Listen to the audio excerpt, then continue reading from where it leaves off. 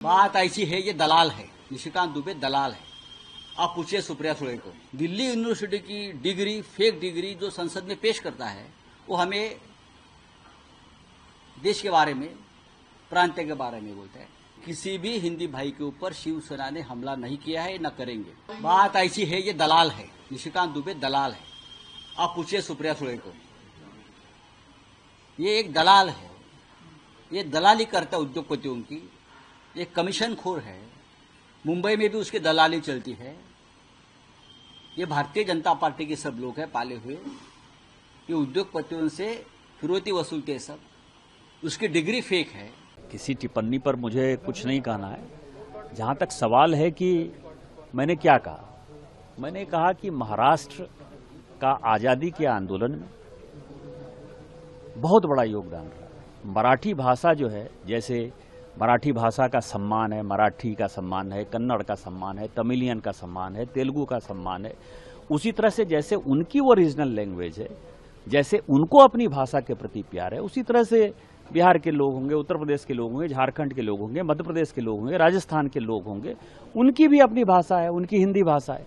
तो किसी भाषा के आधार पर यदि ये लुम्पेन एलिमेंट ठाकरे परिवार जो है यदि मारपीट करता है तो हमारे बर्दाश्त के बाहर है। दूसरी बात मैंने कही, जिसको कि बड़ा तोड़ मरोड़ कर पेश किया गया, कि महाराष्ट्र का इस देश के इकोनॉमी में बड़ा योगदान है, उससे कोई डिनाई नहीं करता।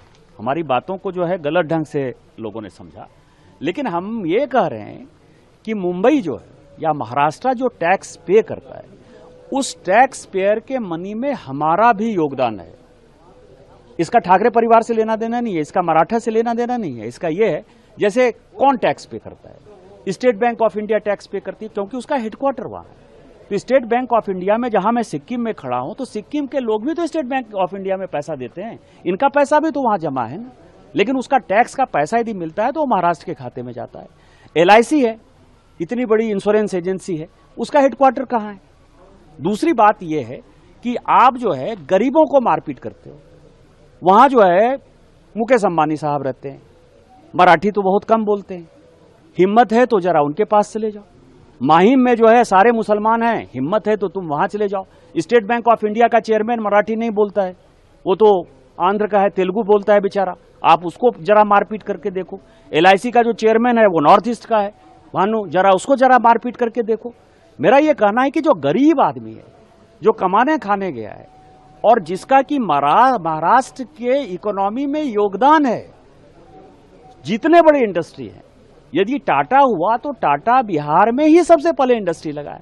यही तो मैंने कहा, इसमें कौन सी बड़ी बात करी। और मेरा ये मानना है, यदि इस तरह के, और मैं अपनी बात नहीं करता, कारण मैं सांसद हूं, मुझे पता है कि मुझे क्या काम करना है, लेकिन यदि आप ठाकरे परिवार, राज ठाकरे और उद्धव ठाकरे को यदि लगता है कि डरा के धमका के राजस्थानी को, मध्य प्रदेश के लोगों को, उड़ीसा के लोगों के, बंगाल के लोगों को, पहले तमिलनाडु के खिलाफ आपको पता है कि माहौल बनाया, गुजरात के लोगों के खिलाफ माहौल बनाया, यदि ये माहौल बनाकर यदि आप राजनीति करना चाहोगे तो राजनीति नहीं होगी। और जब आप इन राज्यों में जाओगे, चाहे आप तमिलनाडु में जाओगे, चाहे आप केरल में जाओगे, चाहे आप कर्नाटक में जाओगे, तो वो सब भी जो है आपको पटक पटक के मारेंगे। मैंने ये बात कही और मैं अपनी बात फिर से दोहरा रहा हूं।